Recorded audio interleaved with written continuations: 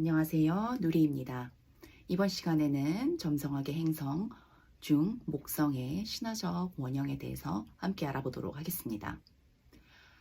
목성은 영어로 주피터라고 부르죠. 그리고 그 주피터는 바로 라틴어 유피테르에서 유래합니다. 바로 그리스 신화의 신들의 왕인 제우스에 해당하죠. 고대 바빌로니아에서도 목성은 신들의 왕인 마루둑을 상징했습니다.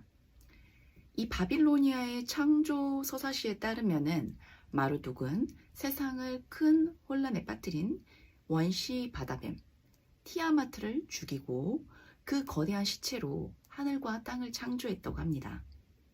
그는 또한 별의 운행과 달력을 정비하기도 했습니다. 한마디로 바빌로니아 신화에서 마루둑은 우주의 질서를 유지하고 관리하는 역할을 맡았습니다. 바로 목성의 중요한 키워드이기도 하죠. 이 메소포타미아 점성학이 그리스로 이어지면서 마루둑은 신들의 왕인 제우스와 동일시 되었습니다. 마루둑과 마찬가지로 제우스 신 역시 혼돈의 상징인 용 티폰을 물리치면서 우주의 질서를 확립했어요. 제우스는 크로노스와 레아가 낳은 6남매 중 막내입니다. 크로노스는 바로 세턴, 토성이기도 하죠. 이 크로노스의 아버지인 우라노스 역시 자신의 아들이 자신을 쫓아내고 왕위를 찬탈한다는 예언을 들었던 것과 마찬가지로 크로노스 역시 똑같은 예언을 들었어요. 그래서 자신의 아내인 레아가 아기를 낳을 때마다 그 낳는 족족 삼켜 먹어버렸습니다. 그런데 이 레아는 막내인 제우스만을 살리기 위해서 돌덩이를 강보에 싸서 마치 아기인 양 자기 남편에게 주었고 크로노스는 감쪽같이 속아서 그 돌덩이를 먹었습니다. 그리고 제우스는 대신 크레타의 깊은 숲으로 피신시켰죠.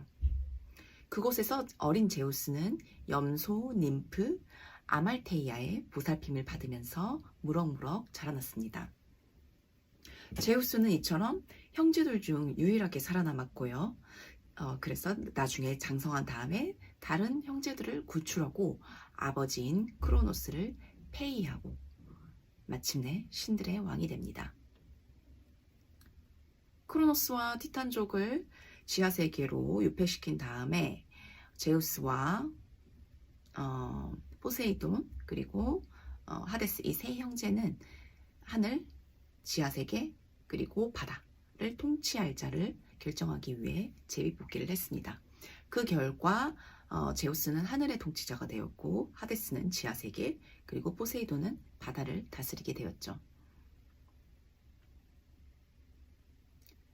점성학, 특히 전통 점성학에서는요, 이 신들의 왕을 상징하는 제우스, 이 목성을 종종 리더나 관리자로 표현하기도 합니다.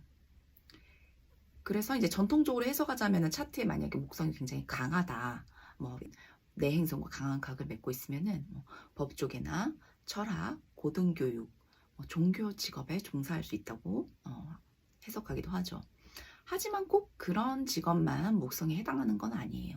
그보다는 원형적인 상징이 더 중요하죠. 목성이 강조된 사람들은 대체로 자기 세계에서 우두머리나 관리자가 되고 싶어 합니다.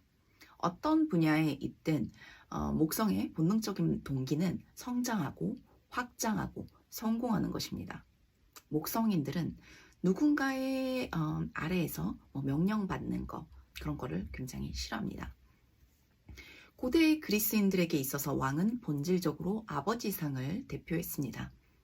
왕은 권력을 가진 통치자이기도 했지만 백성을 보호하는 아버지와도 같았습니다. 그리스가 특히 가부장적인 사회이기 때문에 더 그러했죠. 그리스 신화와 서사시에는 다양한 왕 캐릭터가 등장하지만 그들의 공통점이 하나 있는데 바로 자신의 백성을 보호하는 수호자로 여겨진다는 점입니다. 그래서 목성은 점성학에서 차트의 보호자 또는 안내자, 가이드를 상징하기도 합니다. 이 왕을 상징하는 행성은 우리가 관대함과 자비로 또 믿음, 신념을 가지고 이 세상을 향해 확장하고 나아갈 수 있도록 촉구하는 원형이라고 할 수 있어요. 그래서 목성이 위치한 하우스, 어스펙트에 따라서 이 목성은 개인이 어느 방면에서 어떤 식으로 확장하고 성공할 수 있고 성장할 수 있는지 그 인생의 특정 영역 또 경로를 보호해주는 수호자 역할을 할 거예요. 예를 들어 6하우스에 목성이 있다. 그러면은 그 개인의 건강과 일상, 웰빙 또는 노동과 작업 영역에서 개인을 보호해주는 역할을 할 수 있고요. 만약에 9하우스에 있는 목성이다. 그러면 목성이 마치 자기 집에 있는 것과 마찬가지죠. 그래서 고등학문 또는 뭐 여행, 철학, 또 종교, 외국 여행 등등에 있어서 마치 목성의 보호를 받는 수호를 받는 듯한 느낌을 받을 수도 있고요. 만약에 12하우스에 목성이 있다. 12하우스는 현대점성학에서는 바로 물고기 자리와 상관이 있기 때문에 물고기 자리에 물러인 목성의 또 다른 집이기도 하죠. 그래서 12하우스 목성을 가진 사람은 마치 어떤 무의식 속에 우리가 설명할 수 없는 초자연적인 어떤 수호를 받고 있다.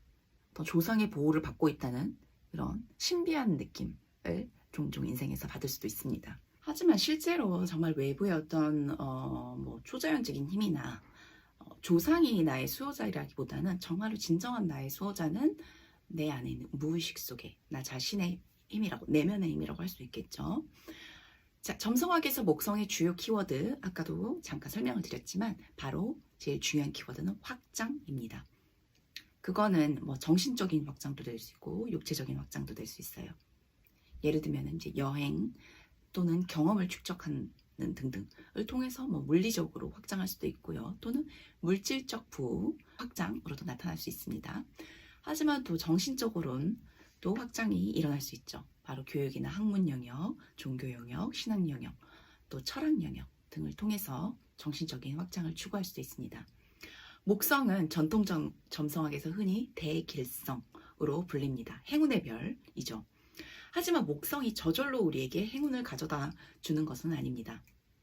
바로 목성의 행운은 그 기반에는 희망과 믿음, 또 낙관적인 사고방식, 비전을 품고 경계 너머로 나아가려고 하는 그런 모험적인 용감한 목성의 태도라고 할 수 있죠. 그런 태도를 통해서 우리는 좀 더 행운과 성공의 기회를 사로잡을 수 있습니다.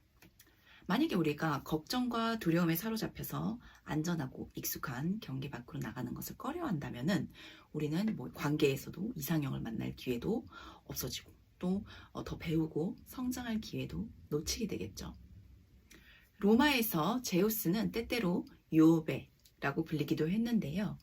이 요베라는 단어는 영어 단어인 jovial, 유쾌한을 의미하는 단어의 어원이기도 합니다.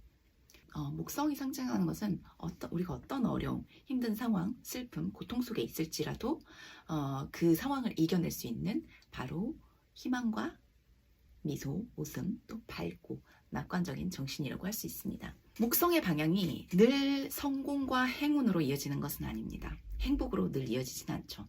하지만 궁극적으로 이 목성은 우리를 더 큰 관점에서 성장과 성공의 길로 인도할 겁니다. 신화에서 제우스는 선물을 선사하는 이로 그려집니다. 제우스는 훌륭한 일을 한 사람이나 존재에게 종종 불멸을 선물하기도 했습니다. 또는 영웅들을 하늘의 별로 만들어주기도 했죠. 예를 들면 이제 키론의 경우 히드라의 도에 맞아서 굉장히 고통스러워했었는데 제우스는 그를 그 고통으로부터 해방하고 또 그가 인류를 위해서 봉사한 업적을 기리기 위해서 그 카이론을 공수자리로 만들어주기도 했습니다. 또 영웅 헤라클레스는 그 용감한 행동과 영웅적인 업적으로 인해서 제우스가 불멸을 선물해줬죠. 또 제우스는 헤파이스토스에게 미의 여신인 아프로디테를 신부로 주고 결혼을 하게 하기도 했습니다. 차트에서 목성은 우리에게 오는 어떤 인생의 선물 또는 우리가 관대함을 베풀 수 있는 영역을 의미합니다. 한편 이렇게 자비롭고 관대하고 또 선물을 선사하는 제우스 신이지만 적 앞에서는 일말의 자비심이 없었습니다. 예를 들어 자신의 아버지인 크로노스가 자신의 형제들을 잡아먹었기 때문에 그 아버지를 폐위시키고 지하세계로 유폐시킨 장본인이기도 하죠. 이처럼 제우스는 통치자로서 누군가에게는 보상과 선물을 주고 불멸을 주고 자비로운 모습도 가지고 있었지만 어떤 판단에 따라서 그 대상이 잘못을 저질렀다고 생각하면은 끔찍한 운명을 주는 권력과 권위를 가지고 있었습니다. 그래서 전통 점성학에서 목성은 변호사, 판사 등등 법조계랑도 관련이 있죠. 그러면은 목성의 단점은 무엇인가? 아까 말했던 장점인 확장과 낙관성은 반대로 말하면은 지나침이 될 수 있습니다. 옛말에 과유불급이란 말이 있죠. 정도가 지나치면 미치지 못함과 같다. 지나친 풍요는 때때로 낭비나 사치가 되기도 하고 지나친 자유는 방종, 무책임한 행동으로 이어지고요. 지나친 관대함은 무절제로 이어지기도 합니다. 예를 들어서 점성학에서 어떤 트랜짓 목성이 우리의 특정 하우스를 통과할 때 우리는 그 영역에서 풍요로움 또는 확장과 성공을 만끽할 수도 있지만 때로는 지나친 방종을 경험할 수도 있습니다. 예를 들어 이 하우스에 트랜짓 목성이 올 때 수입이 늘고 물질적인 풍요가 올 수도 있지만 반대로 내가 지나치게 과소비를 한다. 돈을 많이 써서 목성이 지나갈 때쯤에는 돈이 조금밖에 남지 않을 수도 있어요. 제우스는 자신의 아버지인 크로노스보다 그래도 자비로운 통치자로 보이긴 했지만 때때로 자신의 권력에 너무 집착하면서 자기 아버지처럼 무자비한 폭정을 저지르기도 했습니다. 색정왕으로 유명하기도 했죠. 이 제우스는 신이건 인간이건 아름답고 매력적인 여성이 눈에 띌 때마다 곧장 달려가서 다양한 모습으로 자신을 변신시킨 다음에 그녀들에게 접근했습니다. 인간으로 변신하기도 했고요. 독수리, 황소, 백조 이루 말할 수 없는 여러 모습으로 변신해서 여성들에게 접근했는데 자신이 목표로 삼은 그 여성과 사랑을 나누기도 했지만 때때로는 그 여성들을 강간하거나 강제로 임신시키기도 했습니다. 이처럼 무절제한 방종은 타인에게 굉장한 피해를 줄 수도 있는 부분이죠. 또 다른 목성의 단점은 너무 지나치게 멀리 보면서 한편으로는 너무 큰 그림을 그리다 보니 현실 검증과 세부 사항에 약한 면이 있다고 할 수 있습니다. 사실 목성이 이상을 품고 넓은 비전을 가지고 어떤 일을 시작할 때 토성이 상징하는 세부 사항, 현실 검증이 반드시 필요합니다. 그래서 토성이 약하고 차트에서 목성만 강할 경우에 뜻은 크지만 이상은 크지만 꿈은 크지만 그에 따르는 이제 실행력이라던가 현실적인 구체적인 사항에서는 굉장히 부족할 수가 있다. 네, 이제까지 신화 원형 시리즈를 다루면서 우리가 남성 에너지 원형으로 태양과 화성을 살펴보았었죠. 목성은 이 두 행성에 이은 세 번째 남성 원형 행성입니다. 태양은 개인의 방향성, 목적성을 상징합니다. 우리가 목표를 향해 나아가는 힘, 또 본질적인 핵심 그 자체, 나는 누구인가, 나는 어떤 사람이 되고 싶은가, 삶의 어떤 목적 자체라고 할 수 있죠. 그리고 화성은 전사 원형으로서 그 목표를 향해 나아가는 데 필요한 힘, 육체적인 힘, 그리고 의지력, 그리고 끈기, 또 행동력, 열정 등등을 상징한다고 볼 수 있어요. 그런데 이 태양과 화성은 둘 다 개인 행성입니다. 이 두 행성은 우리가 개인적으로 인생의 방향성을 갖고 어떤 목표를 향해서 사업적인 목표든 학습적인 목표든 관계, 영적인 목표 등등을 향해서 우리를 이끌어주는 힘이라고 할 수 있어요. 그런데 이 두 행성의 한계는 바로 개인적이라는 데 있습니다. 그 에너지를 이 세상, 사회로 확장시키는 것이 바로 사회 행성인 목성의 역할입니다. 그러니까 태양과 화성이 상징하는 이 힘은 목성이 상징하는 사회적인 윤리, 도덕, 또 명분, 비전, 이상을 통해서 구현될 수 있습니다. 긍정적 차원에서 이 목성은 우리가 관대하고 자비로운 정신으로 세상을 살 수 있게 돕는 에너지라고 할 수 있습니다. 그래서 우리가 살면서 굉장히 낙담하고 부정적인 생각에 빠질 때 목성이 있는 하우스 위치, 또 어떤 내 인성과 각을 맺고 있는지 보시고 그 방면에서 나의 낙관적인 사고방식, 또 삶에 대한 신념, 그리고 삶의 의미를 찾아감으로써 나의 내면의 스승, 내면의 가이드로서 활용하시기를 바랍니다. 감사합니다.